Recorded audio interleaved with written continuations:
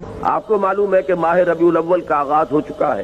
یہ ماہ مبارک حضور صلی اللہ علیہ وسلم کی سیرت مطہرہ سے ایک بڑا گہرا تعلق رکھتا ہے۔ حضور کی ولادت باسعادت بھی اسی ماہ مبارک میں ہوئی، اگرچہ تاریخ کے بارے میں اختلاف ہے۔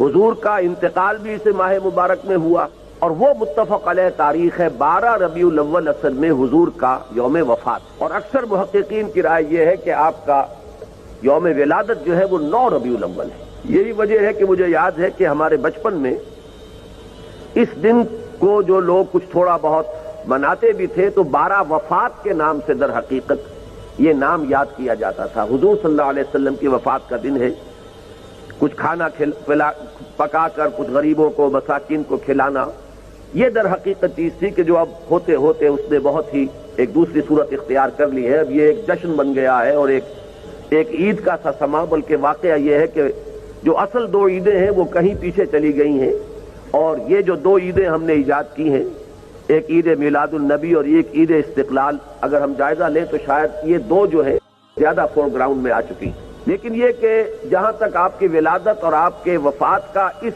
ماہ مبارک میں ہونا ہے وہ ثابت ہے۔ مزید برآں حضور کا ورود مدینہ منورہ میں بھی ماہ الاول میں ہوا ہے۔ اس پہلو سے اگر اس ماہ مبارک میں